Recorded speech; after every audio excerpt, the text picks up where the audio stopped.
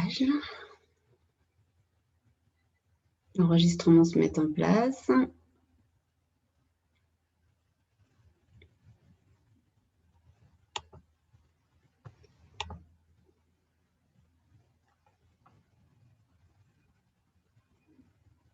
Je vérifie bien que c'est bien enregistré. C'est bon. Donc voilà, on est parti. Donc atelier sur le thème du sommeil. Alors, c'est un sujet qui est quand même très récurrent dans le coaching que l'on fait. Beaucoup de familles viennent voir simplement pour savoir comment améliorer en fait le sommeil de leur enfant. Ça se passe souvent dans la première partie de vie de l'enfant, donc soit quand il est bébé, soit quand il est un peu plus grand. Mais si vous suivez cet atelier, je pense que vous aussi, vous avez des soucis pour endormir votre enfant. Donc, on va pouvoir y répondre. Alors, je suis Emmanuelle Mallard, je suis coach parental certifié Calmer Parenting. Je suis basée sur les Sables d'Olonne, mais je travaille aussi beaucoup en visio. Et je suis aussi et principalement, on va dire, maman de 5 enfants de 13 à 21 ans que j'accompagne, puisque ce sont des enfants, comme on dit, des enfants atypiques. Donc, j'ai été confrontée en fait à différents problèmes, puisqu'ils sont soit HP, donc c'est-à-dire précoces, et hyperactifs ou hyperactifs. Et pour l'un d'entre eux, une phobie scolaire s'est installée pendant 3 ans. Donc voilà, c'est un peu mon parcours personnel qui m'a amené à ce parcours professionnel suite à une reconversion à un moment donné de ma vie et où j'ai voulu surtout mettre en avant ce que j'avais appris principalement de façon individuelle, en me formant individuellement au service de tout le monde. Donc aujourd'hui, l'atelier, c'est « J'aide mon enfant à s'endormir tout seul et je profite de mes soirées », ce qui est quand même très important. Alors, si vous avez des problèmes avec vos enfants, ne vous inquiétez pas, vous n'êtes pas les seuls. Hein. On va dire qu'un enfant sur 3 de moins de 7 ans, en fait, a des problèmes d'endormissement. Donc, c'est quelque chose qui est très récurrent chez les tout-petits. Alors, il y a plusieurs facteurs à ça. Hein.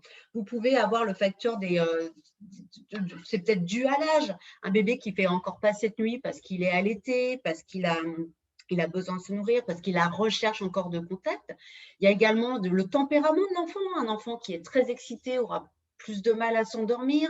Il y a également les petits dormeurs, les gros dormeurs. Là, le tempérament d'enfant peut très bien rentrer en compte. Un enfant angoissé, par exemple, c'est très compliqué. Le sommeil est très compliqué pour lui, comme un enfant qui est également hypersensible. L'environnement aussi, c'est-à-dire vous, parents, comment vous réagissez face à ces problèmes d'endormissement? Est-ce que ça vous stresse? Est-ce que ça vous est égal? Est-ce que ça… Et en fonction de ça, votre enfant, en fait, d'interagir d'une façon ou d'une autre. Simplement par mon expérience, 5 enfants, par exemple, ma fille aînée a fait ses premières nuits toute seule et complète à 5 ans et demi.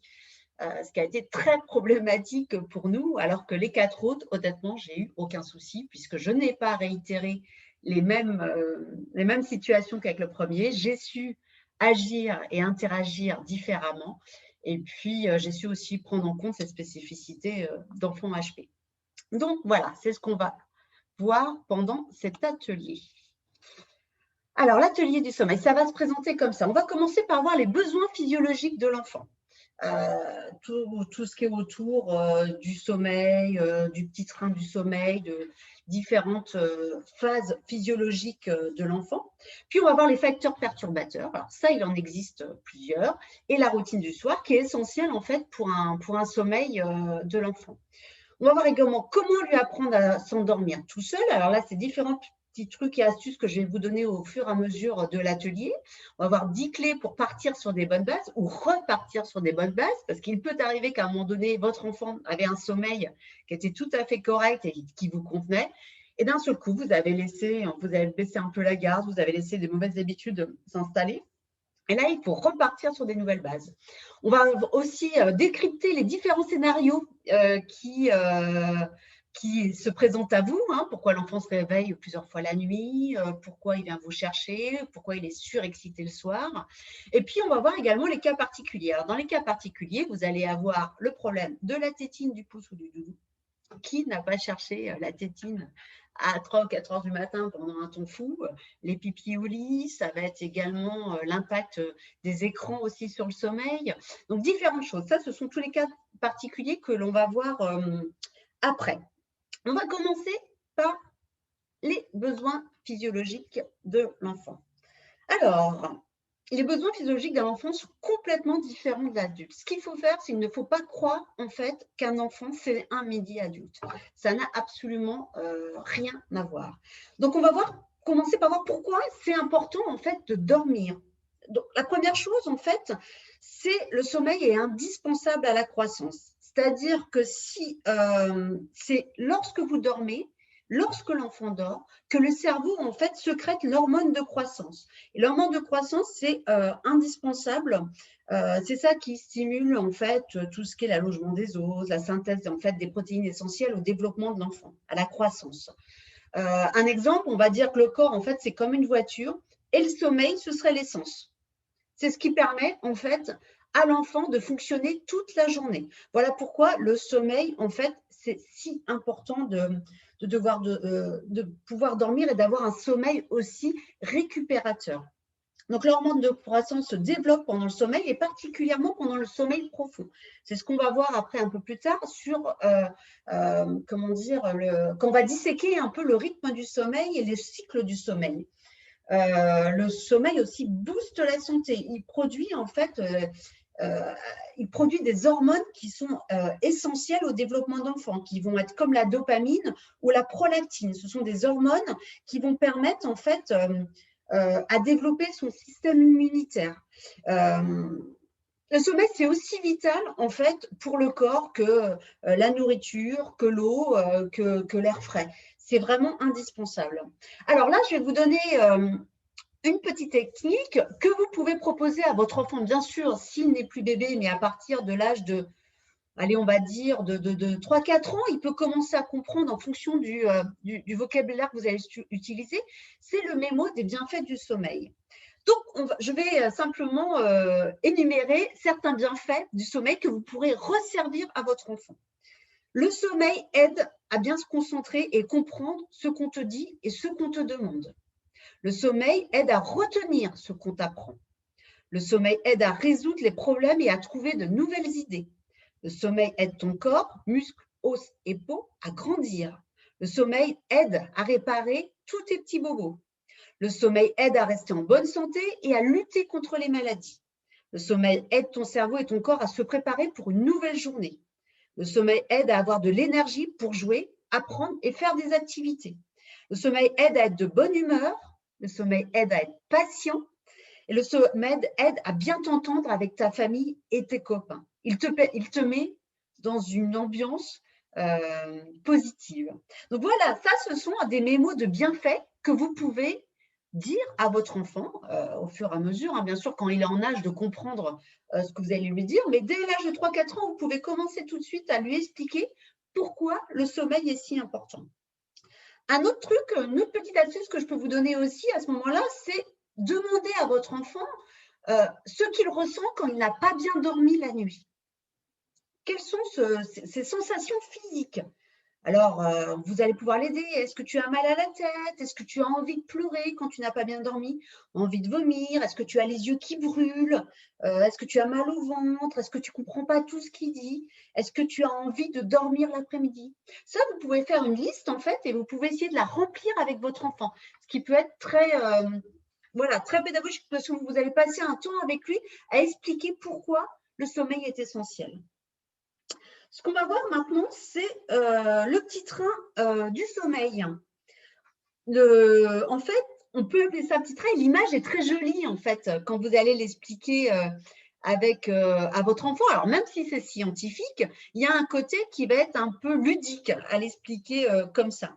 Donc, le train du sommeil, c'est simple. Vous avez une locomotive qui correspond à l'endormissement.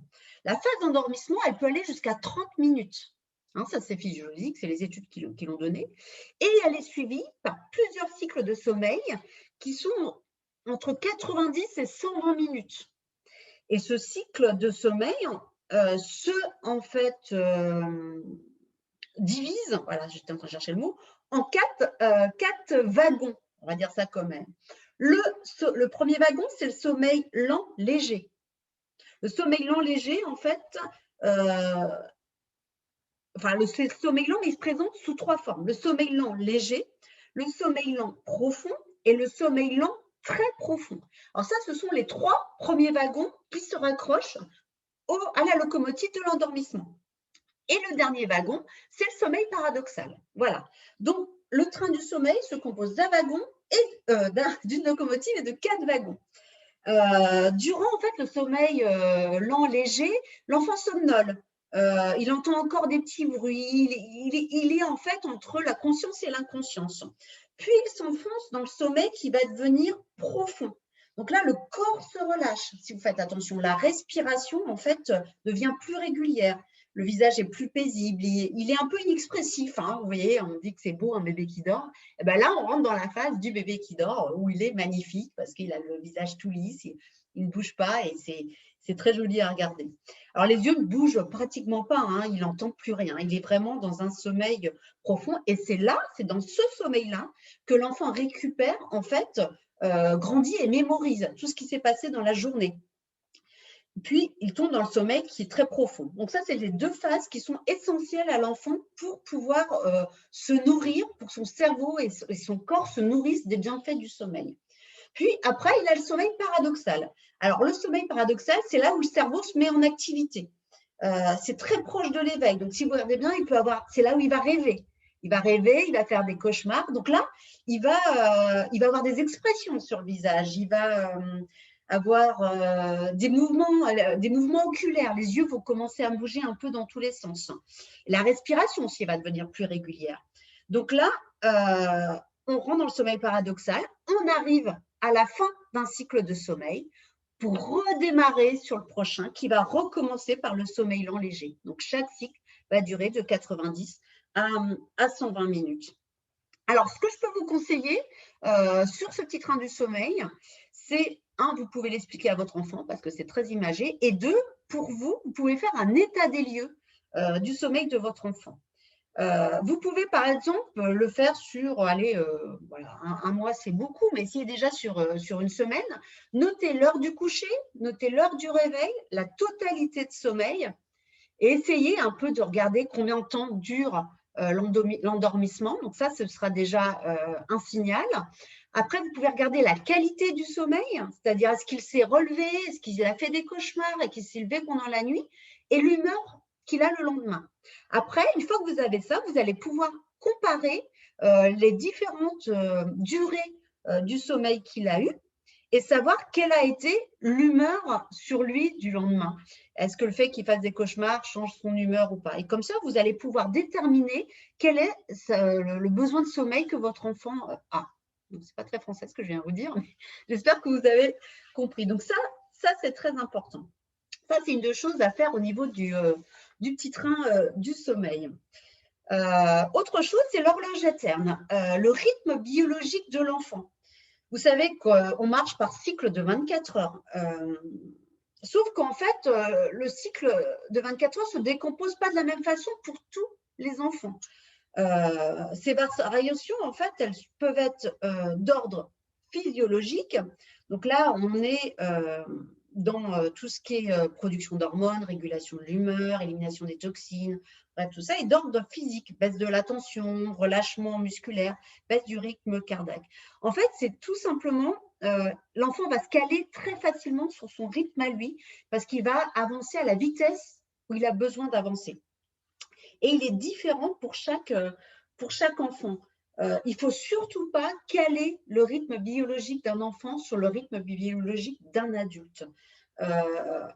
Avec un enfant, il faut être constant. Vous allez voir en fait que dans le sommeil, il y a 2 choses qui vont être importantes. C'est, on va dire 3. La persévérance, le fait d'être constant et le fait d'être cohérent aussi avec ce que l'on fait. Donc là,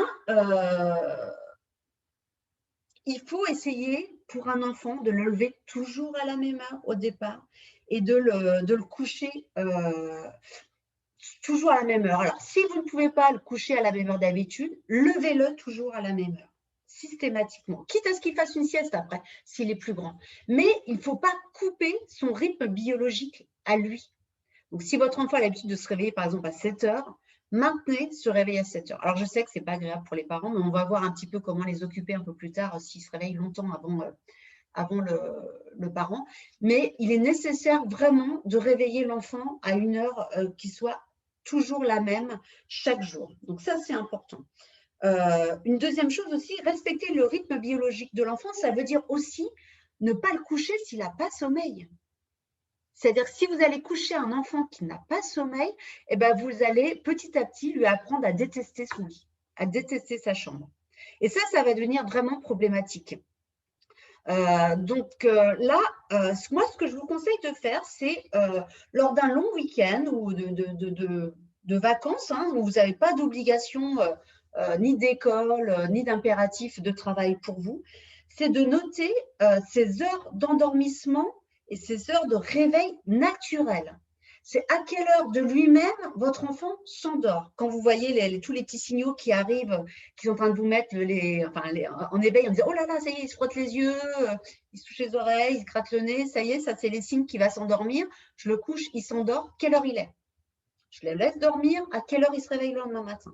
Vous faites ça en fait sur une semaine. Et non seulement au sommeil, vous allez rajouter d'autres facteurs pour avoir vraiment son rythme biologique. Vous allez noter à quelle heure votre enfant a faim le midi, en fonction bien sûr à quelle heure il va prendre son petit déjeuner.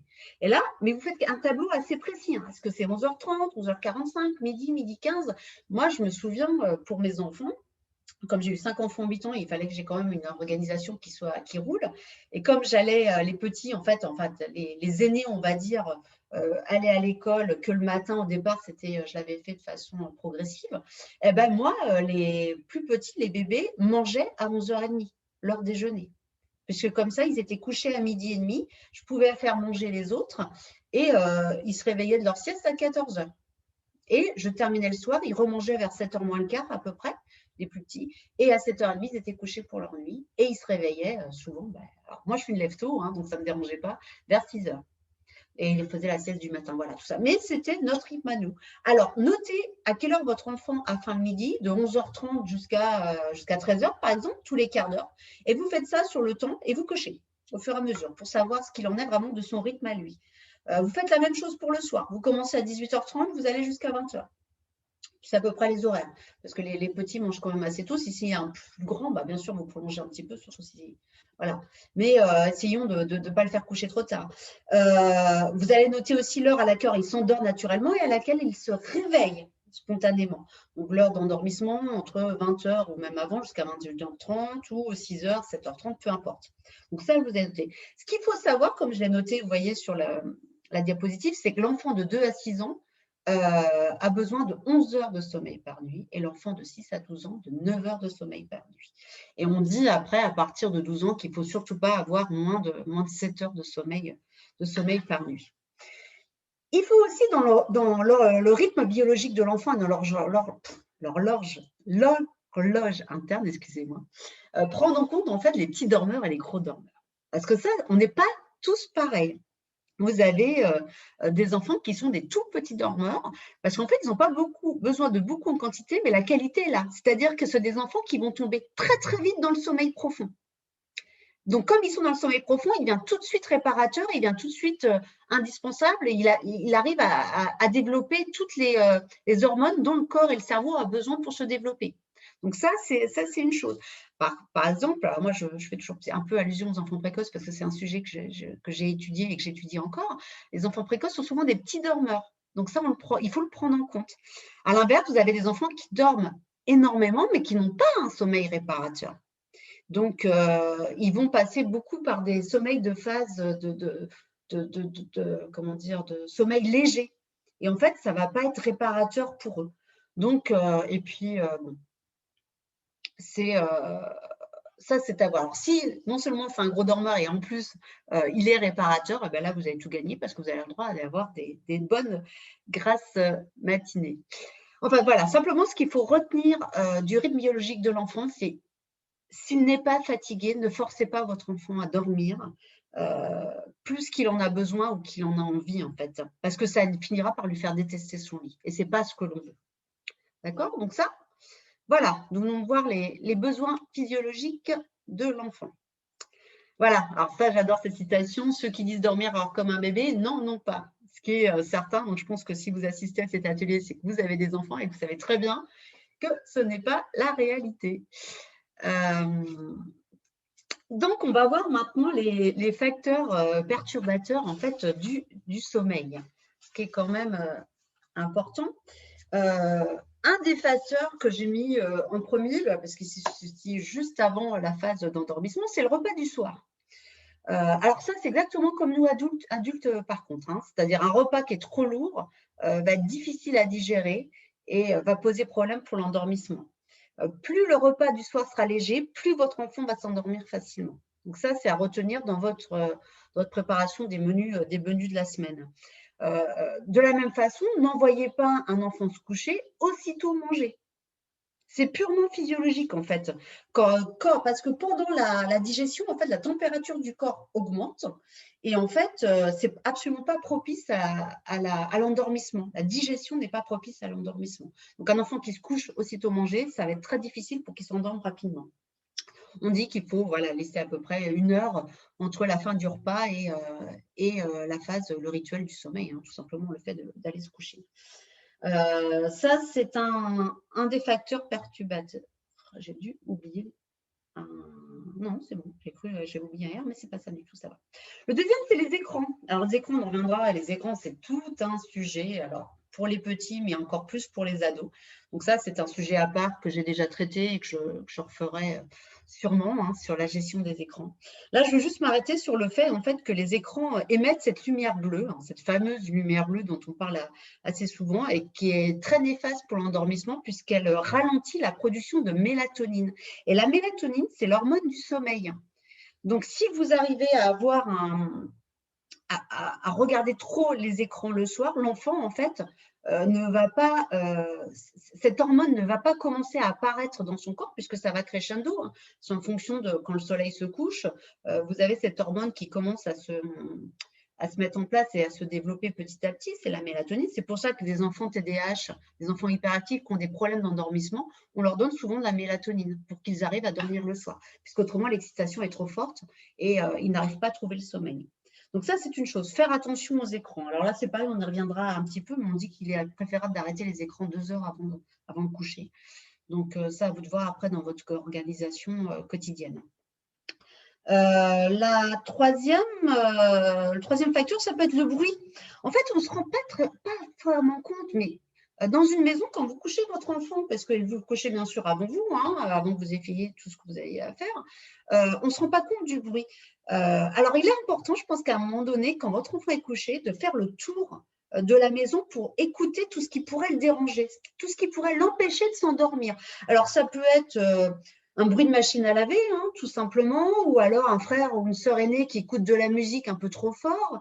Ça peut être le son de la télévision si vous êtes devant la télévision ou votre conjoint y est, ou ça peut être des bruits de la rue aussi. Donc ça, il faut faire très attention à ça aussi, le bruit ambiant qu'il y a autour de la chambre de votre enfant. Il y a également ce qu'on peut appeler les activités excitantes en fin de journée. Ça, c'est un problème aussi parce qu'on dit qu'on fait une activité sportive, une activité physique, on génère en fait de l'adrénaline et du cortisol, qui sont 2 hormones en fait excitantes et dont l'action dure au moins 4 heures après la fin de l'activité. Alors, quand ce sont des activités physiques, alors bien sûr, on peut les gérer. On peut les gérer à d'autres moments de la journée. Il faut de l'activité physique. On dit bien qu'il faut en faire de 1 heure à 1h30 pour un enfant dans la semaine, au moins 3 fois dans la semaine. Donc, il en fait des sports, il peut en faire dans le jardin. Mais il lui faut de l'activité physique, mais évitez d'en faire le soir. Donc, ça, c'est une chose. Après, cette adrénaline et ce cortisol, en fait, le cortisol, c'est l'hormone qu'on sécrète quand on est en état de stress, peut être présent dû justement suite à des jeux vidéo qui sont un peu violents, ou alors un dessin animé qu'il a regardé à la télé ou une émission violente. Alors là aussi, un petit aparté, mais faites attention aux dessins animés que vous regardez à votre enfant. Par exemple, il y en a qui sont plus sujets à l'excitation, au stress ou au cauchemar. Par exemple, le roi lion, c'est quelque chose qui est très angoissant pour un enfant, puisque Simba va perdre son papa. Et ça, c'est très compliqué pour un enfant d'imaginer cette situation. Donc, choisissez quand même, si vous regardez la télévision avant le repas, choisissez des dessins animés qui peuvent convenir à un enfant, qui ne vont pas le mettre dans un état de stress, en fait, tout simplement. Et puis, je vais juste faire un petit aparté sur les ondes électromagnétiques. Alors, je n'en parlais pas avant et j'ai rencontré un spécialiste de ça qui, lui, chasse les ondes électromagnétiques en entreprise et qui m'en a parlé justement au sein des maisons. Alors, moi, je n'étais pas très aguerrie sur le sujet, mais je vais juste l'évoquer. Il y a des gens, des personnes qui sont électrosensibles. Donc, c'est-à-dire qui sont sensibles à toutes les ondes qui sont émises par des appareils électroniques sans fil, via le Wi-Fi ou via le Bluetooth. Donc là, ça va être à prendre en compte aussi, c'est-à-dire ne pas mettre d'appareil Bluetooth ou Wi-Fi dans la chambre de votre enfant. Puisque ça peut avoir des effets, alors qu'on ne peut pas voir physiquement, mais des effets sur le sommeil de l'enfant. Alors, on m'a donné un truc, hein, vous y croyez ou vous n'y croyez pas, je vous le transmets, vous en faites ce que vous voulez. Pour ceux qui sont adeptes des minéraux, il paraît que poser une tourmaline noire, cette pierre noire, en fait, dans la chambre, a un effet, protège un peu le corps contre les effets néfastes des ondes. Voilà, c'est juste une proposition, vous en faites ce que vous voulez. Donc, en plus de tous ces éléments perturbateurs que je vous ai énoncés, on peut en rajouter quelques autres. Il peut y avoir également des odeurs, par exemple, les odeurs de tabac, ça peut déranger pour s'endormir. Si il y en a, malheureusement, il y a des parents qui fument dans la maison, ou s'il y a un invité qui a fumé dans la maison. Le poil des animaux, la poussière, les acariens qui peuvent gêner en fait les respirations. Donc, à voir si votre enfant n'est pas allergique aussi à quelque chose. Donc ça c'est des arguments, enfin, c'est des facteurs qu'il faut prendre en compte, hein, quand vous allez, rechercher les facteurs qui peuvent perturber le sommeil de votre enfant. Donc ça, c'est… alors, voilà, ça c'est sur les facteurs. On va passer à celle d'après. Donc là, on va parler de la routine du soir. Alors, la routine du soir et le rituel, c'est incontournable.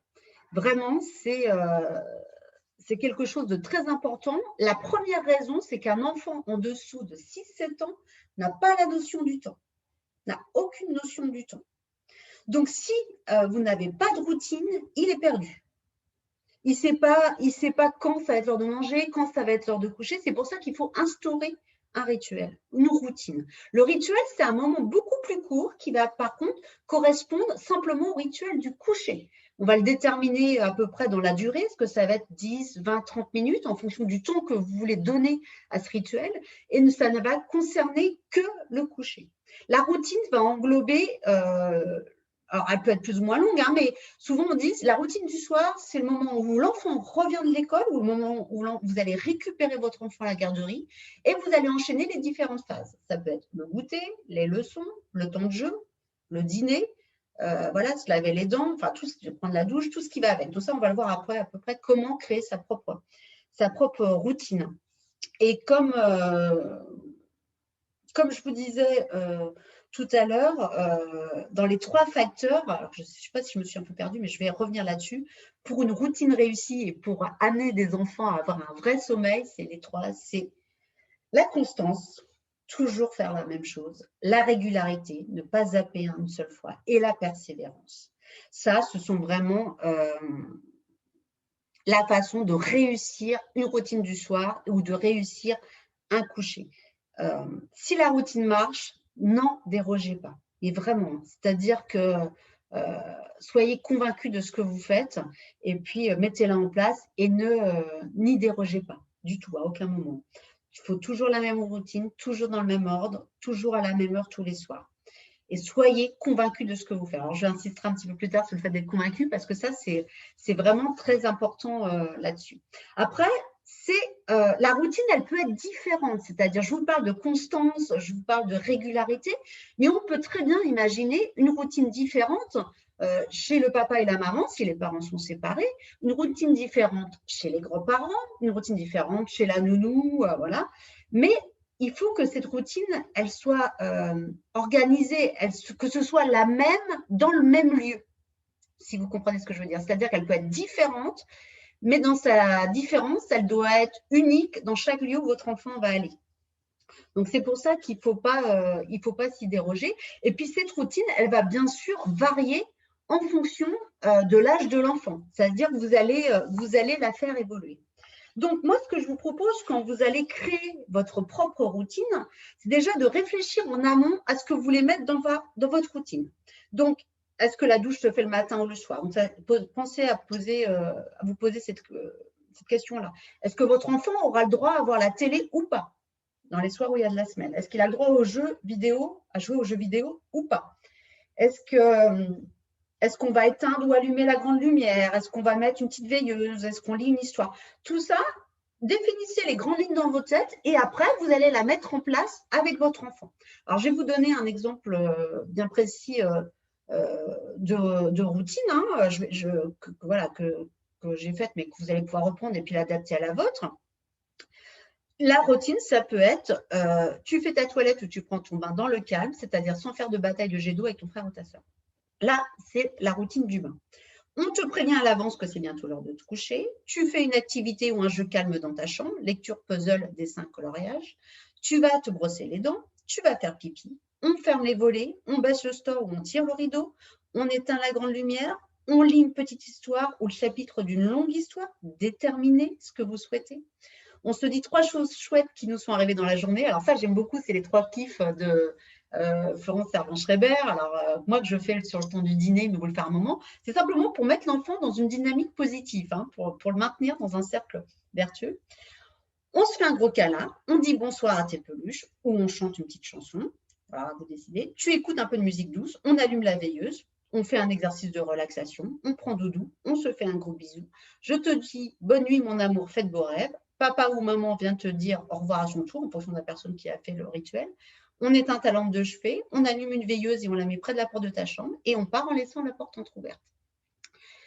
Voilà, alors ça c'est un exemple bien précis, c'est-à-dire où tout est détaillé. Vous expliquez à votre enfant comment ça va se passer.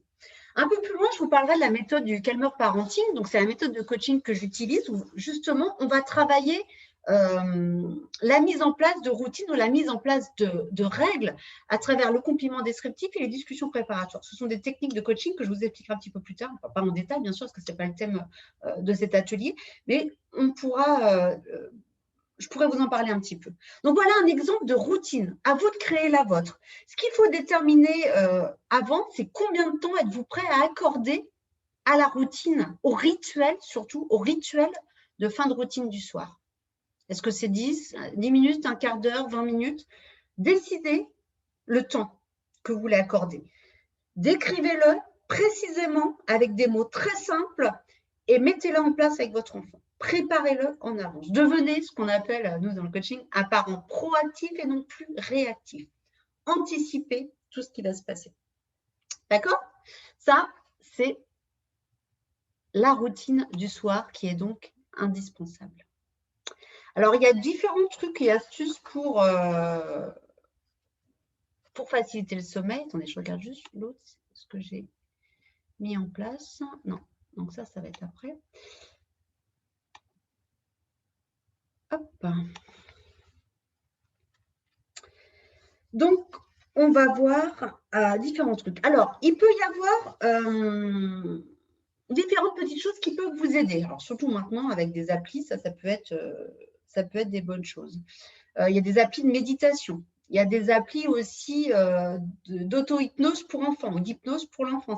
J'en ai une justement avec qui j'ai collaboré et testé. C'est Hypnotidou. Ça s'écrit HYPNOTID2O. C'est une appli pour les 5-11 ans ou justement qui correspond à en fait, des petites séances d'hypnose pour l'enfant qui va pouvoir le permettre de l'apaiser et de rentrer délicatement et doucement dans la phase d'endormissement.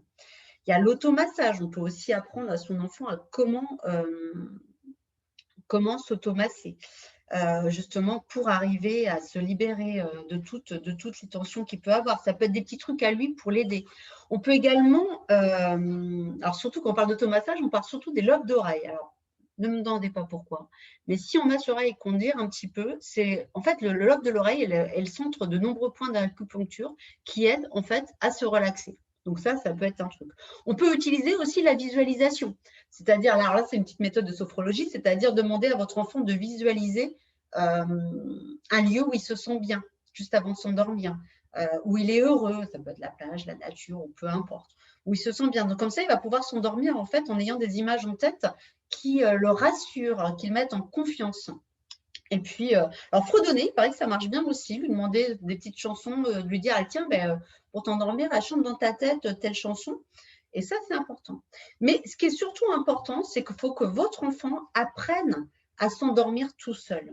Ça, c'est essentiel. Puisqu'un enfant qui sait s'endormir tout seul le soir saura se rendormir tout seul la nuit. Ça, c'est vraiment essentiel. Donc, pour ça, il va vraiment falloir… alors, peut-être vous faire un peu violence à vous aussi, hein, c'est-à-dire, il va falloir la persévérance et de la fermeté. Voilà. Une fois que la routine est mise en place, on va voir après comment avoir une soirée sereine et comment voir toutes les différentes mises en situation, les différents scénarios. Mais il faut être persévérant et il faut être ferme. C'est-à-dire, soyez convaincus de ce que vous allez faire. Puisqu'un enfant, je peux vous assurer qu'il a 10 000 antennes et il sait quand vous allez céder, vous n'allez pas céder. Donc, soyez ferme et soyez sûr et convaincus de ce que vous allez dire. Et dites-vous que ce que vous faites, c'est pour le bien de l'enfant. Apprendre à son enfant à devenir autonome, c'est simplement essentiel, vraiment. C'est-à-dire que s'il est autonome, il arrivera après, c'est le plus beau cadeau que vous pouvez lui faire, hein, à gérer différentes situations. Il n'aura pas besoin des autres pour pouvoir agir. Donc là, apprenez-lui à être autonome. Ce qu'on va voir également aussi, si vous êtes en couple, avec le papa, c'est-à-dire comment travailler en équipe, comment travailler en front uni, justement, pour mettre en place cette routine du sommeil. Donc ça c'est important. Vous allez voir qu'il y a des moments où, quand le rituel dérape un peu, c'est bien que ce soit l'autre parent qui vienne le remettre en place. Et on dit souvent le papa, parce que le papa a une voix plus grave, et la voix plus grave est plus dans la fermeté. Voilà, c'est différentes petites choses. Donc, gardez ça en tête, hein, c'est-à-dire gardez en tête que le fait que votre enfant, s'il s'endort tout seul, saura se rendormir tout seul la nuit. Et ça, c'est vraiment essentiel. On va voir maintenant… Attendez, je prends juste une petite gorgée de thé parce qu'à force de parler… Les 10 règles d'or. Je vais essayer de monter ça si je le peux. Hop, je descends. Les 10 règles d'or pour partir ou repartir sur des bonnes bases. Alors ça, c'est important. La première, ça va être votre enfant doit s'approprier sa chambre. Alors là, c'est quelque chose qui est intéressant. C'est-à-dire que laissez votre enfant choisir plus ou moins la décoration de sa chambre. Donnez-lui le choix. C'est ce qu'on appelle le choix limité dans les techniques de coaching parental. Donnez-lui le choix entre plusieurs cadres que vous voulez accrocher au mur. Permettez-lui aussi de choisir la couleur de ses murs, si ce n'est pas des couleurs trop vives. C'est pour ça qu'il faut prendre en compte le choix limité, ce qui est très important. Laissez-lui aussi choisir, pourquoi pas, sa couette, différentes choses. Pour qu'ils s'y sentent bien, en fait. En fait, il faut créer un environnement qui est propice au sommeil. Alors, où c'est intéressant, je vais juste vous parler un petit peu de Feng Shui. J'ai rencontré à travers ces différents comptes de coaching une coach de Feng Shui. Et on parlait justement, je lui parlais de cet atelier qui était à venir et elle me dit, attends, je vais te donner 2 ou 3 petits conseils là-dessus. Alors, je pense que j'avais fait une slide juste dessus, voilà, sur le Feng Shui. Donc, la première, c'est s'approprier sa chambre. Faites confiance à l'intuition de votre enfant. C'est ce qu'on disait tout à l'heure. Laissez-le choisir les couleurs, laissez-le choisir le positionnement des meubles aussi. Alors, c'est vrai que ça peut vous sembler bien, aiguillez-le, mais laissez-lui choisir où il se préfère mettre sa petite table, où il veut mettre le cadre. Ça, c'est important. Que votre enfant, en fait, ait un désir, en fait, de s'approprier, de faire que sa chambre soit à lui. Différentes petites choses aussi. Dans une chambre d'enfant, ne stockez que ses affaires à lui. N'allez pas stocker vos affaires à vous. Pas de linge à sécher sur un Tankerville, pas de sac de vêtements à donner, pas des boîtes de chaussures qu'on va empiler dans sa chambre à lui parce qu'il y a plus d'espace. Il faut vraiment que sa chambre soit son cocon à lui. On parlait de couleurs tout à l'heure. Dans le Feng Shui, on va dire qu'on va éviter les couleurs vives dans l'espace de couchage. On va plus les réserver en fait dans l'espace de jeu ou bureau. Donc, on peut imaginer aussi une chambre avec plusieurs couleurs. Et si vous ne voulez pas repeindre les murs, on peut imaginer mettre des couleurs vives dans des cadres, hein, avec des photos, des posters. Au lieu d'une grande lumière vive, par exemple, on va mettre plusieurs petites lumières, une lumière plus douce, en fait, qui ne va pas agresser au niveau des yeux. On dit aussi dans le Feng Shui qu'il ne faut pas meubler la chambre de l'enfant avec des meubles, des vieux meubles qui sont chargés de trop de souvenirs et d'émotions. Alors ça, voilà, c'est cette idée que les meubles gardent une mémoire émotionnelle. Voilà, on dit que dans le Feng Shui, il faut placer le lit tête vers l'est. Et si ce n'est pas possible, laissez choisir votre enfant parce que lui, il va savoir de façon inconsciente ce qui est bon pour lui. On dit toujours qu'il faut coller le lit contre un mur aveugle et dans la partie de la chambre la plus éloignée de la porte de la chambre. Je ne sais pas si vous comprenez ce que je veux dire, c'est-à-dire que vous avez la porte ici, allez le mettre vraiment là. Et contre un mur aveugle. Ça, c'est important. On ne met jamais de miroir en face d'un lit. Il paraît que ça attire tout ce qui est toute la vie onirique de l'enfant à ce moment-là. Voilà, positionnement du lit, ce que je suis en train de lire, contre un mur ou contre une tête de lit. Pas d'étagère ou de meubles au-dessus du lit. Alors, c'est pour ça qu'on déconseille souvent les lits superposés ou les lits mansardés, puisqu'en fait, ça fait remonter l'énergie négative et elle va en fait, les énergies négatives, c'est ce qu'on va expliquer, remontent et s'accumulent justement en haut des pièces. Donc là, si vous avez un lit superposé, c'est sûr que votre enfant, il est en plein dedans. Donc, pas de lit superposé. Pas non plus d'objets sous le lit. Alors, ça, je ne savais pas. Moi aussi, j'avais tendance à faire ça quand j'étais petit, d'acheter des grandes boîtes pour les glisser sous le lit. Eh bien, en fait, non. Il semblerait que ce soit mauvais pour la nuit, parce que là, pareil, ça envoie des ondes négatives. Également, des étagères qui seraient remplies de livres. En fait, il ne faut pas qu'elles soient ouvertes. Il faut mettre un rideau devant, puisque là aussi, ça ne permet pas au cerveau de se reposer. Il faut que la chambre soit bien rangée, il faut qu'elle soit vide au milieu, il faut qu'il y ait des bacs de jouets un peu partout. En fait, il faut que ce soit...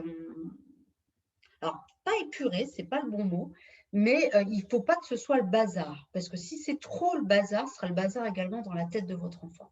Donc, il faut que ce soit à peu près bien rangé.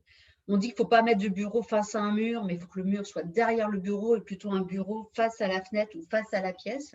Donc voilà, c'est différentes petites choses, mais je pense que c'était très intéressant. Donc là, je vous ai résumé un peu l'histoire, mais je me demande si je ne ferais pas un atelier un jour justement sur le Feng Shui avec cette dame que j'ai rencontrée, parce que j'ai trouvé ça c'était vraiment très intéressant à ce niveau-là. Alors, une autre chose aussi, quand on parle de créer un environnement propice au sommeil, on va parler aussi de l'ambiance de la maison. C'est-à-dire qu'à partir d'une certaine heure, ce qui est intéressant, c'est de réduire le bruit. C'est peut-être de baisser les lumières, d'en allumer moins, d'éteindre les écrans, d'éviter que les enfants fassent des jeux qui soient trop stimulants pour éviter les disputes entre enfants puis les disputes avec les adultes aussi. C'est-à-dire amener d'une certaine façon une atmosphère de plus en plus zen, de plus en plus douce.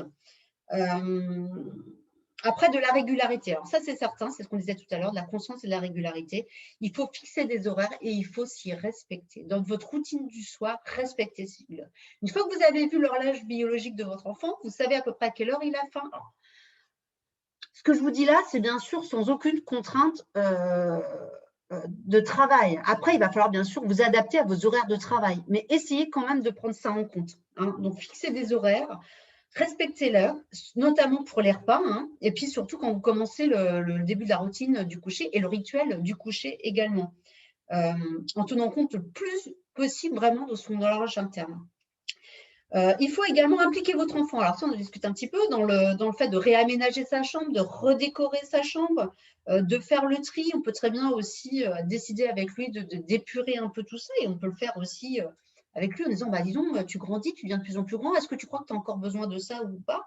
Donc, laissez-le choisir. Surtout, par contre, s'il refuse de se séparer d'un jouet ou de quelque chose, n'allez pas contre lui parce que ça veut dire qu'il n'est pas prêt, tout simplement.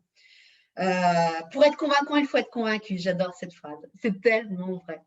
En fait, en tant que parent, on a énormément de culpabilité. On a l'impression de ne pas passer assez de temps avec eux. Donc, on est toujours dans cette culpabilité qui est là, mais ce n'est pas c'est pas aider votre enfant à faire comme ça. Donc, il vaut mieux être ferme. Mais ce n'est pas parce que vous êtes ferme et que vous posez un cadre que votre enfant va arrêter de vous aimer. Ça, je l'ai entendu en coaching. Et ça m'a marqué la première fois, puisque moi, c'est un sentiment que j'ai jamais eu en tant que maman. Mais il y a certains parents qui ont peur de perdre l'amour de votre enfant. Alors, je peux vous rassurer tout de suite, ça n'arrivera pas. Et votre enfant sera justement beaucoup plus reconnaissant si vous avez posé un cadre et que vous êtes tenu à ce cadre que si vous avez été vraiment d'un laxisme total.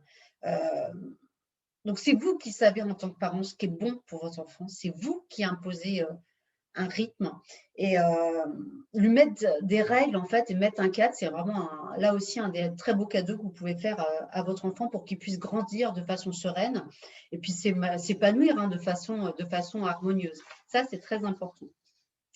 On arrive donc à la fermeté. C'est-à-dire que si vous voulez que vos soirées deviennent calmes, il ne va pas falloir rentrer dans le jeu de l'enfant. Il va falloir apprendre à être ferme, à ne pas céder au chantage, à ne pas avoir des élans de culpabilité, c'est ce que je viens de vous dire. Et puis, une fois que vous avez trouvé une routine qui marche, on ne déroge pas, on ne change pas. On quitte toujours la chambre avant que votre enfant soit endormi pour qu'il apprenne à s'endormir tout seul. Donc, une fois que vous avez décidé de votre routine, vous voyez qu'elle fonctionne, mon Dieu, gardez-la vraiment. Donc, soyez ferme et zen. Alors ça, c'est aussi compliqué. Donc, il faut être 100% convaincu de ce que vous faites pour garder en fait un calme olympien. Alors ça, c'est compliqué. Si vous sentez que vous allez céder à l'énervement, passez le relais à votre conjoint si vous en avez un, au papa ou à la maman, ou bref, à votre compagnon ou compagne, puisqu'il faut rester zen. Et c'est toujours avec une voix bien posée que les choses passent le mieux. La 8e, c'est découvrir le temps de qualité. Alors, le temps de qualité, c'est une technique qu'on utilise beaucoup dans le coaching de Calmer Parenting, c'est-à-dire de tous les jours s'accorder du temps en tête-à-tête avec son enfant, en fait, pour qu'il remplisse son réservoir pour ses besoins affectifs. Donc, nous, dans le Calmer Parenting, on parle d'un quart d'heure par jour et par enfant à partager en tête-à-tête, à faire différentes activités. Donc, ça, quelque chose que je pourrais revenir un peu plus tard. Mais passer du temps en tête-à-tête avec votre enfant, c'est très important. N'imposez pas votre rythme d'adulte à votre enfant. Ne faites pas vous veiller vos enfants tard le soir. Même si, en fait, vous rentrez tard du travail, vous avez vraiment envie de passer du temps avec lui, dites-vous que vous allez vous rattraper pendant le week-end. Ce n'est pas bon pour votre enfant, en fait. Si vous faites veiller vraiment tard, pour satisfaire en fait votre besoin à vous, alors qui est essentiel, je le comprends, mais rattrapez-vous sur le week-end plutôt. Ou sur des RTT que vous allez prendre. Prenez peut-être une RTT un mercredi après-midi, pendant les vacances scolaires, ou si vous rentrez tard le soir, dites-vous que vous allez vous lever encore plus tôt le matin et prendre le petit déjeuner avec lui. Alors, voilà, en fonction de ça, mais passez plus de temps le matin avec lui. Et puis, je vais terminer là-dessus parce que j'aime bien, c'est accordez-vous de la douceur et de la bienveillance. Parce que je pense qu'être parent, c'est la chose la plus dure. En fait, c'est un métier, c'est le plus dur métier qu'il peut avoir, puisqu'on met de l'affect dans tout ce qu'on fait. Donc, soyez bienveillant avec vous-même. Et puis surtout, ne vous laissez pas atteindre par les critiques ou les jugements qu'il peut y avoir autour de vous. Alors ça, c'est des conseils qu'on donne souvent aux jeunes mamans. Mais n'allez pas voir, ne vous comparez pas aux autres. Et dites-vous bien que les parents qui ont des enfants qu'ils mettent au lit à 8 heures pétantes avec simplement un bisou sur le front, c'est rare. C'est très, très rare. Je ne sais même pas si ça existe. Donc ne donnez pas d'importance en fait à ce qui se passe autour de vous. Ça, c'est le dernier conseil ou la dernière règle d'or que j'ai mis, que je peux vous donner là-dessus. Le Feng Shui, on l'a vu. On va passer à l'autre d'après. Alors, les différents scénarios. Je vais peut-être accélérer un petit peu parce que en fait, je parle beaucoup. Et on va voir… attendez, on va se mettre en place. Le premier scénario, c'est quand votre enfant est surexcité. Alors, voilà. Vous ne savez vraiment pas où il puise toutes ces énergies. Votre enfant, en fait, ne tient pas en place. Et le soir, c'est encore pire. Donc, première chose à faire, c'est être sûr que votre enfant fasse bien de l'activité physique. Alors, comme je l'ai dit tout à l'heure, hein, entre 1h et 1h30, 3 fois par la semaine et pas le soir. Puisque là, comme on l'a vu précédemment, il va sécréter des hormones qui ne sont pas bonnes pour ça. Alors, quelques petits trucs pour que ça se passe mieux. Un bain, ça détend. C'est relaxant, en fait. Un bain dans voilà, une pièce bien chauffée, ça va le calmer. Les soirs, vous faites du shampoing. Le shampoing, massez-lui la tête aussi. C'est un petit truc, mais ça peut également le calmer. Vous pouvez aussi, ce que vous pouvez faire avec un enfant qui est toujours surexcité le soir, c'est prendre l'habitude de mettre la même musique tous les soirs. À partir d'un certain temps, par exemple, à partir du dîner, pourquoi pas dîner en musique, et vous mettez la même musique tous les soirs. Et à partir de là, vous diminuez le rythme de vie de la maison. Et au fur et à mesure, vous allez voir qu'il va l'associer inconsciemment à l'heure du coucher. Alors, ça ne va pas se faire du jour au lendemain, hein, ça c'est certain. Mais inconsciemment, vous allez voir qu'en l'entendant, il va commencer à se relaxer, à se détendre petit à petit. Donc ça peut être important. Vous pouvez aussi, dans votre routine du soir, dans votre rituel du soir, quand vous avez un enfant un peu plus grand qui est surexcité, c'est faire la lecture avec votre enfant. C'est-à-dire, même si votre enfant sait lire, faites la lecture ensemble avec lui pour lui permettre de se poser. Après, vous pouvez également essayer différentes méthodes de respiration, de méditation. Mais le problème de l'excitation, alors on le retrouve de façon beaucoup plus importante dans les enfants TDAH, qui sont en surexcitation permanente, c'est là où il y a un besoin de mélatonine. Mais pour une excitation classique, la respiration peut lui faire du bien, quoi. Lui demander de respirer, voilà, inspirer, respirer, un peu de cohérence cardiaque qui est intéressant là-dessus. Un deuxième scénario, c'est il ne veut pas aller se coucher. Alors ça, la première chose, c'est de réfléchir aux raisons. Pourquoi ne veut-il pas aller se mettre coucher? Tous les soirs, c'est la même comédie. Alors, vous voyez bien qu'il est fatigué, hein, il a des cernes, il bâille, il se frotte le nez, mais il refuse d'aller se coucher. Alors, il négocie, ça crie, ça pleure. C'est très, très fatigant. Alors, on va essayer de trouver pourquoi il n'a pas envie d'aller se coucher. Une chose, c'est est-ce qu'il a eu assez de temps avec vous? Ça peut être un des phénomènes. Est-ce que vous avez passé assez de temps avec lui? Est-ce qu'il a rempli son réservoir en fait d'amour, d'affection? Ça peut être une raison. Ça peut être aussi dans le fait que vous l'avez interrompu dans une action qu'il est en train de faire, quand il était en train de faire un jeu, quand il était en train de faire une activité. Là, il est peut-être bon de remettre en place cette routine du soir et pourquoi pas de l'afficher. Alors, si c'est un petit par des dessins, vous pouvez très bien imaginer faire des dessins avec toute la routine du soir, action par action, faire des languettes en dessous et replier les languettes au fur et à mesure de la routine du soir, au fur et à mesure qu'elle avance, puisque comme on l'a dit tout à l'heure, l'enfant, avant 6-7 ans, il n'a pas de la notion du temps. Donc ça peut être important pour lui parce qu'il ne sait pas que c'est l'heure de se coucher, même s'il est fatigué en fait. Donc, une fois que vous avez mis ça en place, respectez scrupuleusement la routine et le rituel du soir. Et petit à petit, vous allez voir qu'il va se calmer. Ce que vous pouvez faire aussi, et moi, ce que je conseille justement aux enfants qui ont TDA, mais qui marchent avec tous les enfants, c'est d'avoir un minuteur visuel. Ça, vous pouvez en trouver partout. Et en fait, ça décale, en fait, si vous voulez, ça laisse en couleur la partie qui reste avant de se coucher. Donc, en fait, votre enfant, il n'est pas pris par surprise. Il sait ce qui va se passer. Donc, en fonction de la routine du soir, plus du minuteur visuel, vous allez le voir, en fait, qui va se préparer petit à petit au coucher. Ça peut être aussi une astuce. Ou alors, c'est un enfant qui est angoissé. Dormir l'angoisse, ça peut arriver. Donc là, il faut le rassurer. Là, c'est pareil, la routine est très importante, le rituel aussi, puisque plus le cadre est ferme, plus c'est rassurant pour un enfant. Si vous laissez la porte ouverte avec une petite lumière, une petite veilleuse, enfin, vous trouvez des solutions.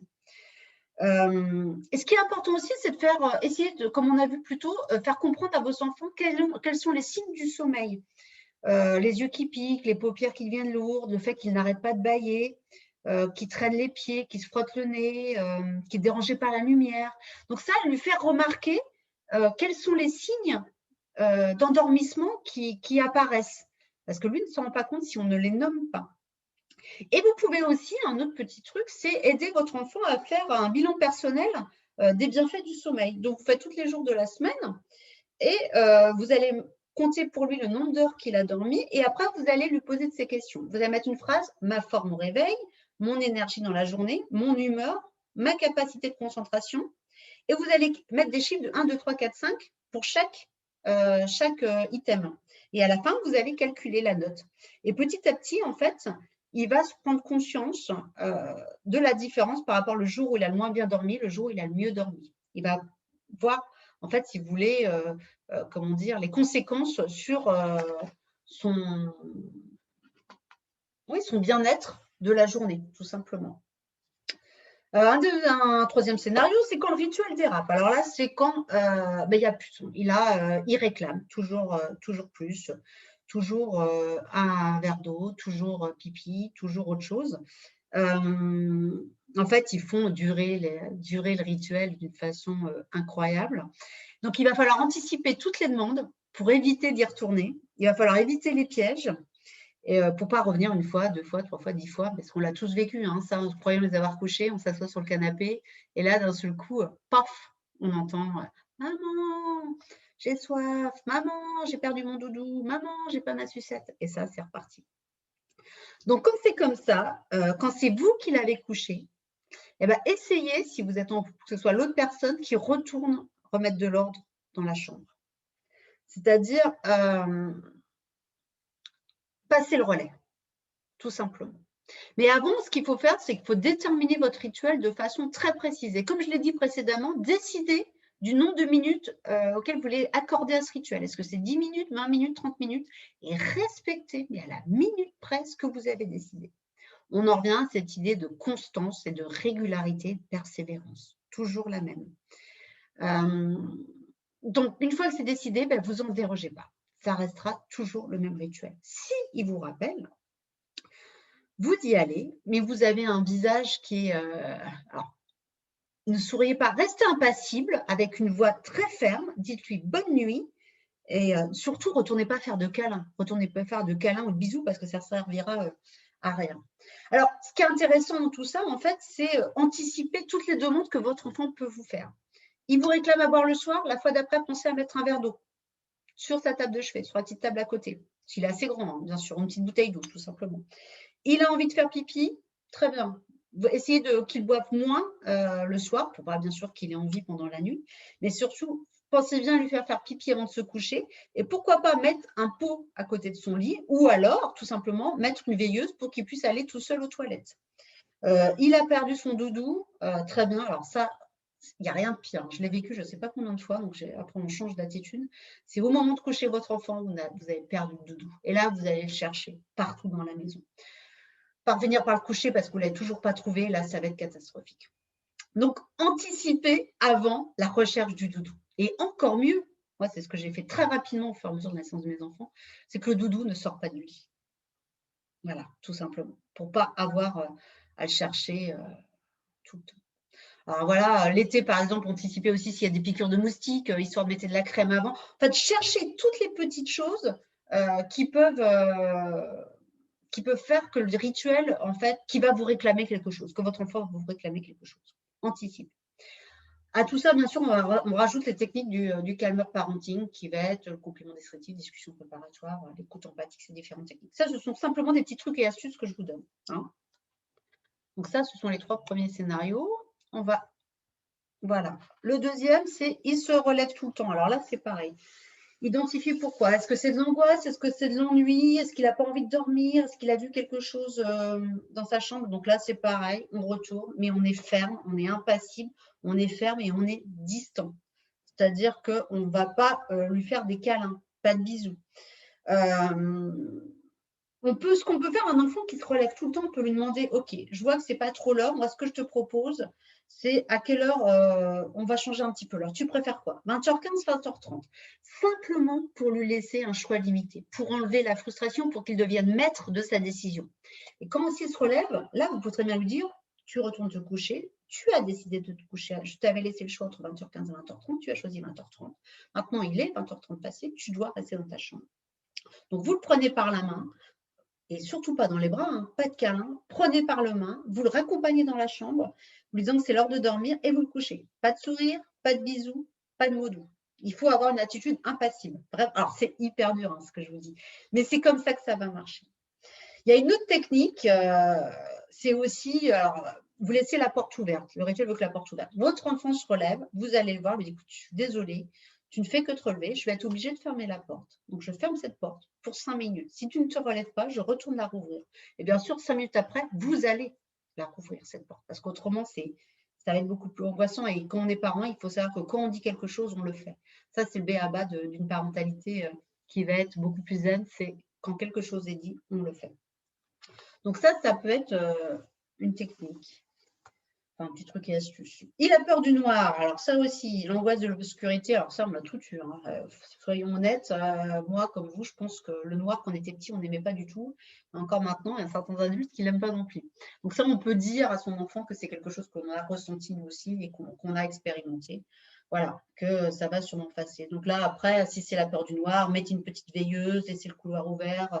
Pourquoi pas mettre des étoiles phosphorescentes, vous savez, au plafond ou sur un mur. Mais en tout cas, rassurez-le, à distance, si vous pouvez. Ça, c'est bien. Mais surtout, ne retournez pas vous mettre à côté du pour dormir, ou encore pire, le prendre dans votre lit, parce que là, c'est pas possible. Quelque chose à faire aussi qui est intéressant, c'est-à-dire le soir, allez dans sa chambre et mettez-vous dans la position de votre enfant, essayez de voir ce que vous voyez, les ombres, tout ça. Qu'est-ce qui pourrait l'angoisser? Parce que ça, c'est possible aussi. Qu'on ne se rende pas compte, mais une peluche mise dans un coin peut avoir un effet effrayant pour un enfant. Donc, réfléchir à tout ça. Vous pouvez même lui proposer de faire un pare-monstre ou un attrape-cauchemar, voilà, quelque chose d'un petit peu de bricolage pour essayer de lui enlever cette idée de peur du noir, mais qui va bien sûr passer au fil du temps. Un autre scénario, c'est quand il se réveille toutes les nuits. Alors ça, c'est compliqué. Maman, j'arrive pas à dormir. Ou alors, vous dormez profondément et d'un seul coup, vous sentez une présence, vous ouvrez les yeux et vous avez votre enfant au-dessus de votre visage qui vous regarde. Dieu sait que je l'ai vécu, ça, mais un nombre de fois incalculable. En tout cas, pour avoir bonne conscience et faire ce que vous devez faire après, c'est-à-dire être ferme, soyez sûr qu'il ait eu ce temps de qualité avec vous dans la journée. Vraiment, ce temps de câlin, ce temps de… pour pas qu'il y ait un besoin affectif qui se présente. Il peut également se réveiller en fait toutes les nuits à cause des terreurs nocturnes. Alors ça, c'est quelque chose qui est assez impressionnant. Moi, j'ai 2 de mes enfants qui l'ont fait et qui est assez flippant quand même les premières fois. Alors, pour vous rassurer, on dit que 40% des enfants de moins de 6 ans l'ont déjà vécu. Hein. Donc, ce n'est pas quelque chose d'anodin. Ça exprime beaucoup de stress, beaucoup d'angoisse. Ça dure entre 1 et 20 minutes. Alors, quand ça dure 20 minutes, je peux vous assurer que c'est très, très, très long parce qu'en fait, votre enfant, il pleure, il crie. Vous sentez qu'il y a le rythme cardiaque qui est accéléré de plus en plus. Il transpire, il a des sueurs froides, sa respiration est saccadée et c'est quand même assez impressionnant parce qu'il n'est pas éveillé. Et c'est ça la différence avec un cauchemar, c'est que la terreur nocturne, votre enfant n'est pas éveillé. Donc ça, c'est compliqué. Donc voilà. Après, il y a une technique, alors j'en parle parce que je l'ai lu et j'ai trouvé le plus en trois, mais bon, c'est vraiment à utiliser en dernier recours quand votre enfant se réveille toutes les nuits, ou pour les plus petits. Ça s'appelle le CCT, alors c'est anglais, ou la méthode des paliers, Control Cry Technique. En fait, une technique qui s'adresse vraiment aux parents qui ont tout essayé pour que leur enfant ne vienne plus les voir, c'est laisser pleurer son enfant. C'est-à-dire, vous commencez par 5 minutes, vous allez le voir, vous le rassurez sans le prendre dans vos bras du tout, en lui disant, écoute, je t'ai prévenu hier soir, la nuit, on dort. La nuit, on dort. La nuit, elle est faite pour ça, elle est faite pour dormir. Donc là, vous m'expliquez tout ce qu'on a vu auparavant. Et vous ressortez d'un pas décidé. S'il se remet à pleurer, ce n'est pas 5 minutes que vous attendez, c'est 6 minutes. Et vous retournez faire la même chose. Après 6 minutes, c'est 7 minutes, ainsi de suite, jusqu'à ce que l'enfant s'endorme. Le lendemain, vous recommencez. Le surlendemain, vous recommencez. Alors, bien sûr, vous faites ça plutôt pendant des vacances ou pendant un long week-end, parce que autrement, vous allez être crevé. Et ça peut durer 3 ou 4 nuits. Mais normalement, au bout de 3 ou 4 nuits, vous voyez une amélioration. Mais moi, je ne suis pas fan de cette technique. Alors, je sais qu'elle marche pour certains, mais je ne suis pas fan. En fait, ce qui vaut mieux, c'est apprendre l'enfant l'autonomie, c'est l'apprendre à s'endormir tout seul pour qu'il puisse se rendormir tout seul. Et c'est là l'importance de l'autonomie, en fait. C'est là où c'est important. On va passer au dernier scénario, les cauchemars. Alors ça, c'est évident, hein, c'est toute la vie onirique de votre enfant qui se met en place au niveau des cauchemars. L'enfant a beaucoup de mal à faire la distinction entre la réalité et le rêve. Donc, il a l'impression que ce qu'il vit ou ce qu'il voit à la télé est la réalité. Entre la deuxième dimension et la troisième dimension, c'est compliqué pour l'enfant. Donc, s'il fait vraiment un cauchemar, là, par contre, on peut peut-être intervenir en lui disant, parce que là, il est réveillé. Donc, il faut aller rassurer. Alors, surtout, aller rassurer votre enfant dans son lit et ne l'amenez pas dans votre lit. Vous allez dans le lit, vous lui demandez de vous raconter son cauchemar. Donc, vous allez expliquer, vous allez un peu démonter son cauchemar et surtout, vous allez lui demander de visualiser un moment, on parlait de visualisation auparavant, un moment où il se sent bien, où il se sentit bien. Voilà, donc là, on redonne le doudou, on redonne la sucette ou on allume une petite lumière. Enfin, on trouve une solution, on laisse la porte ouverte, on lui dit qu'on est à côté, on le rassure. Hein. Par contre, un enfant qui fait cauchemar sur cauchemar, c'est qu'il y a une angoisse qui est vraiment présente. Ça peut être lié à un changement de vie, hein, une séparation, un déménagement, une maladie. Et puis, si vraiment, vraiment ça continue, là, il faut peut-être consulter quand même. Parce que ça va poser beaucoup de problèmes. Après, voilà, vous pouvez faire une machine à attrape-cauchemar, enfin des petits mobiles qui sont intéressants là-dessus. Le somnambulisme, je vais juste en parler 2 secondes parce que mais c'est quand même 15% des enfants de 4 à 12 ans qui sont somnambules, donc c'est pas quelque chose qui est anodin. C'est surtout des garçons, il y a beaucoup moins de filles. Et puis alors là, il n'y a pas d'autre solution que de le suivre, hein, et de l'inciter doucement à se retourner se coucher sans vraiment le réveiller. Et puis de sécuriser, bien sûr, votre lieu de vie parce que malheureusement, c'est assez compliqué. Alors, à quoi le somnambulisme est dû? Bonne question. Je ne pourrais pas vous donner plus d'explications là-dessus. C'est juste quelque chose voilà, qu'il travaille au niveau du montagne, doit avoir une explication, mais ça, là-dessus, je ne l'ai pas. Dernier scénario, comment le faire patienter le matin? Alors ça, on aimerait tous pouvoir faire des grasses mat, mais on sait très bien que le jour où on a décidé d'avoir un enfant, c'était quelque chose sur lequel on allait tirer un trait. Alors, je vous rassure tout de suite, maman d'enfant ado, je peux vous assurer qu'à l'adolescence, vous pouvez en faire si vous voulez, il n'y a pas de souci. Parce que les adolescents, ils adorent les grasses matinées. Donc ça, vous allez pouvoir vous rattraper après. Ce qu'on peut faire avec, et moi, c'est ce que je faisais, c'est-à-dire de mettre un réveil dans la chambre de l'enfant avec des aiguilles et mettre sur le mur des dessins. Un dessin avec l'heure à partir de laquelle il peut se lever pour jouer tranquillement dans sa chambre. Et un deuxième dessin avec l'heure à laquelle il peut se lever pour manger et prendre son petit déjeuner, s'il est assez grand. C'est-à-dire comment il peut vous préparer tout la veille. Hein. Vous mettez des choses toutes simples, hein, des céréales, des fruits, un yaourt, des choses qui ne sont pas difficiles à gérer. Et puis, vous le laissez aller prendre son petit déjeuner à l'heure que vous lui avez indiquée. Une chose absolument à ne pas faire, par contre, c'est de laisser des jeux vidéo, laisser une console de jeu dans la chambre parce que vous êtes sûr que le matin, la première chose qu'il va faire, c'est jouer à ça. Vous pouvez, par contre, lui donner des techniques pour apprendre à patienter, des petites activités, se raconter une histoire dans sa tête, faire un puzzle, voilà, jouer, dessiner, faire des gommettes, enfin plein de petites activités qui ne font pas de bruit et qui lui permettent de rester dans sa chambre. Ça peut être une technique. Et ça marche parce que moi, je peux vous assurer que je l'ai fait avec les miens. Alors, j'aime bien cette phrase, durant la première année de bébé, les parents perdent en moyenne 44 jours de sommeil. C'est énorme hein, quand on réfléchit bien. Alors, moi, je peux vous assurer que quand ma fille aînée a fait sa première nuit à 5 ans et demi, ça a été très, très long. J'en ai perdu. Hein. Perdu des nuits de sommeil. On va voir. Ah, je suis allée trop vite. On va voir maintenant et on va terminer par les cas particuliers. Alors ça, celui-là qui est assez important, c'est le sevrage de la tétine. Alors, chacun sa technique. Moi, je vais juste vous donner ma technique à moi que j'ai utilisée avec mes enfants parce que j'en avais 3 qui étaient en sucette et 2 qui étaient en… Non, l'inverse. 3 au pouce et 2 en sucette. Il faut y aller crescendo. Vous n'allez pas pouvoir en fait arrêter la sucette et la tétine d'un seul coup. Il va vraiment falloir y aller petit à petit. Une des premières choses à faire, c'est déterminer quand l'enfant va pouvoir avoir sa sucette.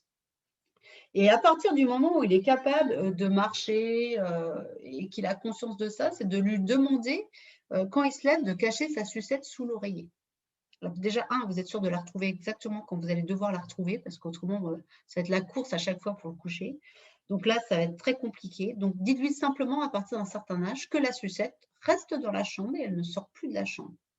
Elle n'est à utiliser que dans les moments, lorsqu'il y a des moments où l'enfant est fatigué ou l'enfant a sommeil. Moi, je voyais très fréquemment mes enfants aller faire un petit tour dans leur chambre, s'asseoir sur le lit, prendre la tétine, la mâchouiller pendant 5 minutes, hop, la remettre sous l'oreiller, puis revenir après dans la pièce de vie parce qu'ils avaient eu leur dose. Donc, ça sert quand même aux bébés en fait à les calmer et à les endormir tout seuls. Mais après, à un moment donné, il faut arrêter en fait assez vite parce qu'elle va gêner de toute façon le langage. Le pire, c'est quand vous voyez en fait les enfants qui parlent avec une sucette, c'est très compliqué. Et puis alors, quand votre enfant a une sucette, vous savez, vous comme moi, le nombre de fois il faut se lever de la nuit pour le remettre dans la bouche pour qu'il puisse s'endormir. C'est bien pour ça que les autres en fait sont passés très rapidement au pouce. C'était quand même beaucoup plus facile. Alors, d'un côté, le pouce, c'est plus facile à gérer quand ils sont bébés. Par contre, c'est beaucoup plus facile de s'en défaire. Moi, la tétine, c'est simple. Ça s'est passé comme ça. C'est-à-dire qu'à un moment donné, je crois que c'était vers 3-4 ans, quand je les ai sentis prêts, je leur ai promis que s'ils allaient mettre leur sucette à la poubelle, en contrepartie, ils avaient le droit d'aller dans un magasin de jouets et choisir le jouet qu'ils voulaient. Alors, on l'a dit plusieurs fois, alors bien expliquer, est-ce que tu te sens prêt? Est-ce que voilà? Et par contre, une fois que le jouet était acheté, eh ben, on ne revient pas en arrière. C'est-à-dire que oui, il y a eu des pleurs, hein, c'est certain, mais on n'est jamais revenu en arrière. Donc voilà, il faut trouver, je pense, pour couper avec la tétine, il faut trouver une occasion. Ça peut être la laisser pour le Père Noël, la laisser voilà, à Pâques aux cloches ou à la lapin de Pâques. Il faut trouver un subterfuge pour justement le fait qu'ils s'en séparent. Alors le doudou, c'est plus compliqué. Parce que le doudou, il y a encore des adultes qui ont même des doudous. Donc là, ça va être autre chose. Puis je pense que vous avez bien remarqué aussi qu'en fait, le doudou, vous avez beau en acheter 4. Moi, c'est ce que je faisais. J'en achetais 3 ou 4 de même parce que je décidais quel doudou ils allaient avoir de peur de ne pas retrouver. Et ben non, c'est toujours le même. Donc là c'est compliqué aussi, le doudou. Deuxième point, le cas particulier, c'est le cododo. Alors, le cododo, c'est le grand sujet à la mode actuellement. Donc, le cododo, autant il peut être, comment dire, oui, on va dire qu'il peut être compréhensible pour les bébés parce que ça devient les mode. Pourquoi pas, surtout quand on allait. Avoir son bébé à côté de toi, c'est quand même assez simple. Mais il faut très vite l'arrêter quand même. Parce que là, en faisant du cododo, l'enfant n'apprend pas l'autonomie. C'est très compliqué pour lui à ce niveau-là. Donc, il faut… en fait, en gardant votre enfant dans votre lit avec vous, vous ne lui permettez pas de grandir et surtout de pouvoir vivre sa vie d'être à part entière. Puis non seulement ça, puis en même temps, franchement, c'est pas sympa qu'on dort avec un enfant, mais vous avez un bras qui part sur le visage, une jambe qui va partir de l'autre. Donc vraiment, arrêtez ça le plus rapidement possible. Et dites-vous bien que si vous cédez une fois, vous allez être obligé de céder une deuxième fois, une troisième fois. Donc, restez ferme sur cette histoire de cododo. Ce que vous pouvez faire, par contre, avec un enfant qui a ses problèmes de dormir tout seul, vous pouvez essayer de faire ce qu'on appelle la technique du matelas magique. C'est quand vraiment l'habitude de dormir ensemble est ancrée depuis très longtemps, c'est mettre un petit matelas dans votre chambre. Donc, vous allez passer en fait du lit au petit matelas qui va être collé à vous.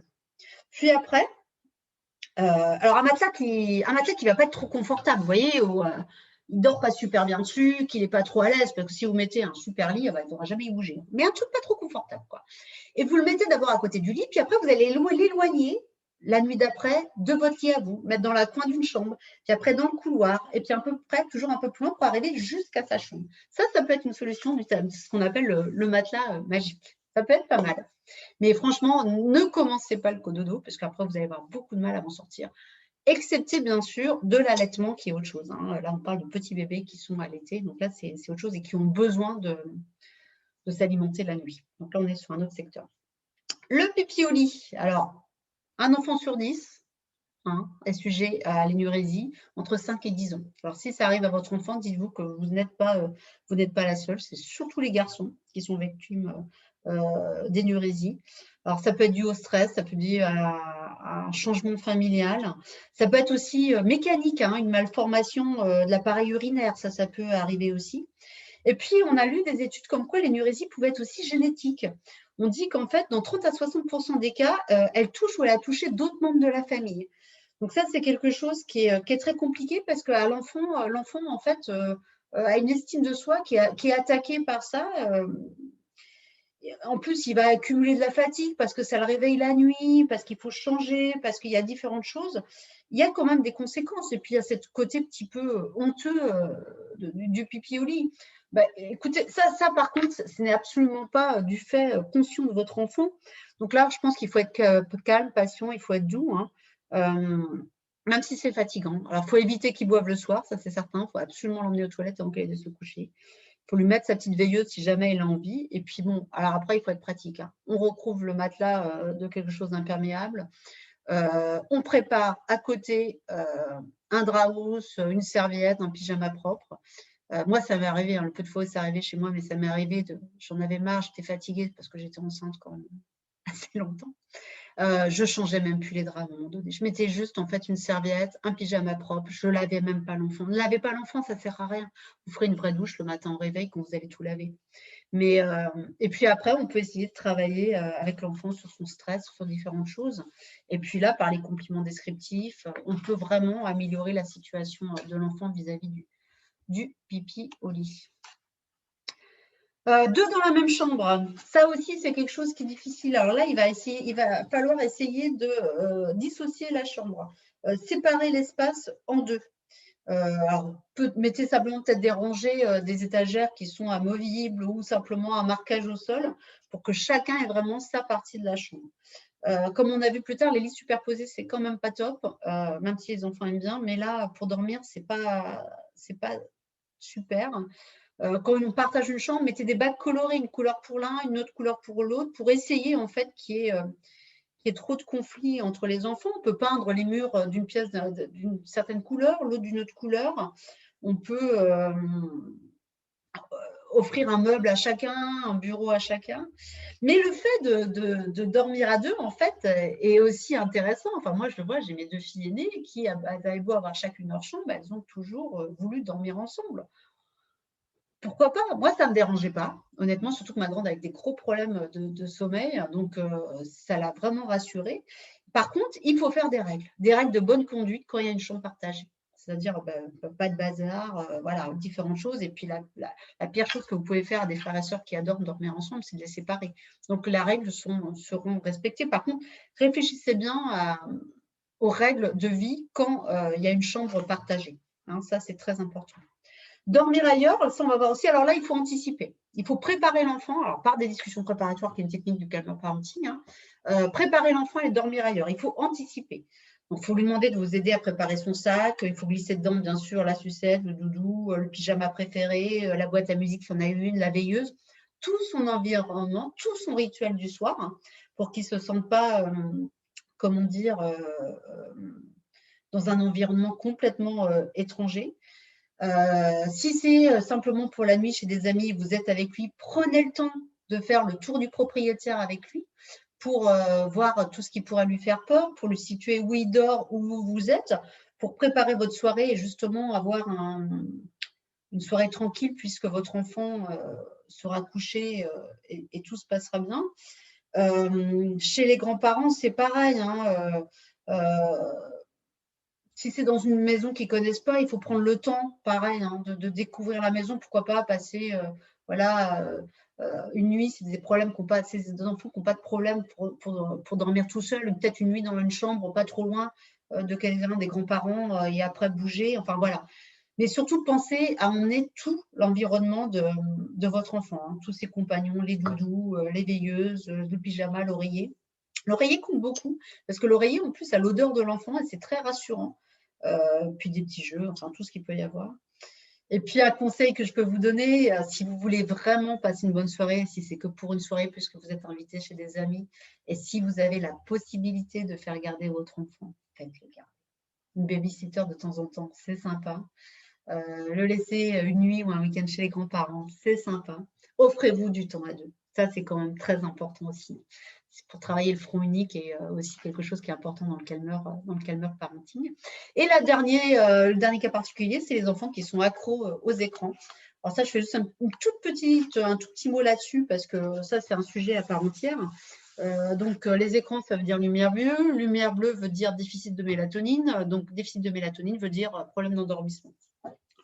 Donc, essayez que votre enfant ne passe pas trop de temps sur les écrans. J'ai juste noté le 36912 de Serge Tisseron, c'est-à-dire pas d'écran du tout avant 3 ans, pas de jeux vidéo avant 6 ans, pas d'Internet avant 9 ans et aucun, alors maintenant c'est en plus en train de remonter, aucun réseau social, on va faire des deux, avant 12 ans, voire 13 ans, et maintenant on est même passé à 16 ans pour Instagram. Hein. Donc vous voyez, c'est vraiment faire attention à ça et à surveiller l'utilisation des écrans pour votre enfant. Donc, hop, on va passer. Voilà, le meilleur, profitez de vos soirées. Dans le calmeur parenting, on a, je vais juste me remonter un petit peu parce que si je coupe le visage, c'est pas très sympa. Dans le calmeur parenting, quand on parle du bien-être du parent, on recommande une soirée par semaine en tête-à-tête, un week-end par mois et une semaine dans l'année. Alors vous allez dire difficile à faire, mais la soirée en tête-à-tête, une fois que vous allez avoir réglé le problème de sommeil de votre enfant, vous pouvez la faire. Une fois que votre enfant a dîné et couché, vous pouvez très bien imaginer une petite soirée en tête-à-tête avec un popcorn, pourquoi pas devant la télé, comme la photo qui est présente. Mais quel bonheur quand vous pouvez récupérer vos soirées et en profiter. Donc voilà, envie d'une famille plus sereine, ça, c'est le rôle du coaching parental. C'est là où c'est intéressant, où moi, je peux vous aider personnellement là-dessus.